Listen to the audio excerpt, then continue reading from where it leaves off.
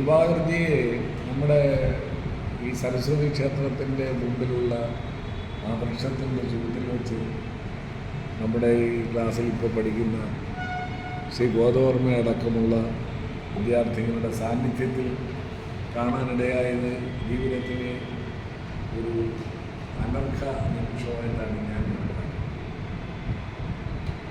ഒരു പുനഃസമാഗമമായിരുന്നു.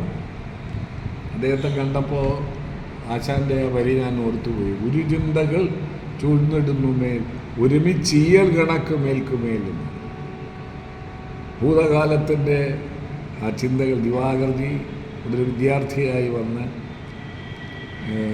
പിന്നെ ഈ സ്ഥാപനത്തിൻ്റെ ഒരു ജീവാത്മാവും പരമാത്മാവുമായി മാറത്തക്ക വിധത്തിൽ ഈ കോഴ്സിൻ്റെ ഒരു കാറ്റലറ്റിക് ഏജൻറ്റ്, ഒരു രാസത്വരകമായി അദ്ദേഹം പ്രവർത്തിക്കുകയും ഈ കോഴ്സ് മതിയായ വിദ്യാർത്ഥികളെ കിട്ടാതെ വന്നപ്പോൾ അദ്ദേഹം തന്നെ മുൻകൈയെടുത്ത് സമൂഹത്തിൻ്റെ വിവിധ ശ്രേണികളിൽ വിരായിച്ചിരുന്ന മിടുക്കരായ ആളുകളെ കൊണ്ടുവന്ന് വീണ്ടും ഈ കോഴ്സിനുവേണ്ടി പുനരുജ്ജീവനം നൽകിയ ഒരു മഹത് വ്യക്തിത്വത്തിൻ്റെ ഉടമ കൂടിയാണ് അദ്ദേഹം.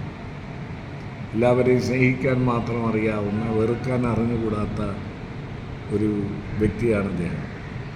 പ്രത്യേകിച്ച് ഈ കലയെ, കഥാപ്രസംഗ കലയെ അദ്ദേഹം സ്നേഹിക്കുന്നു. അന്ധമായ സ്നേഹമല്ല, സൃഷ്ടിപരമായ സ്നേഹമാണ്.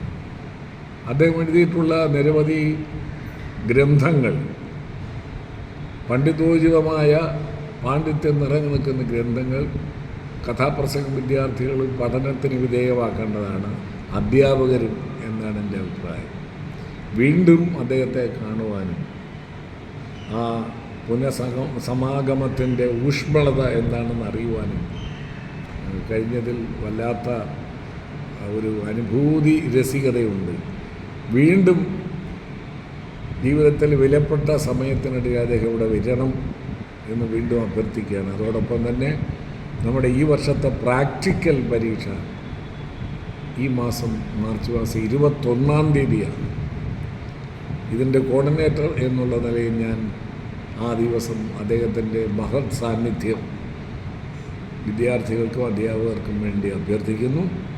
അദ്ദേഹത്തിൻ്റെ ജീവിതത്തിൽ ഈ അടുത്ത കാലത്തുണ്ടായ തൻ്റെ പ്രിയ സഹോദരൻ്റെ ദുരന്തം, തിരോധാനം, അത് വികാരനിർഭരമായി, എന്നാൽ മരണത്തെപ്പോലും എങ്ങനെയാണ് പണ്ഡിതനായൊരു വ്യക്തി സമീപിക്കേണ്ടത് എന്ന ഒരു ഗൗരവപൂർണമായ നിസ്സംഗതയോടുകൂടി അദ്ദേഹം എന്നോട് വിവരിച്ചപ്പോൾ അദ്ദേഹത്തിൻ്റെ മനസ്സെത്ര പരിപക്വമാണ് എന്ന് എനിക്ക് ബോധ്യമായി.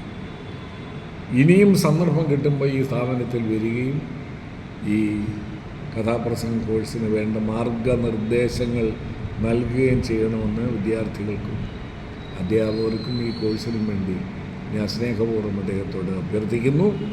അദ്ദേഹത്തിന് ആയുരാരോഗ്യ സൗഖ്യങ്ങൾ നേരുന്നു.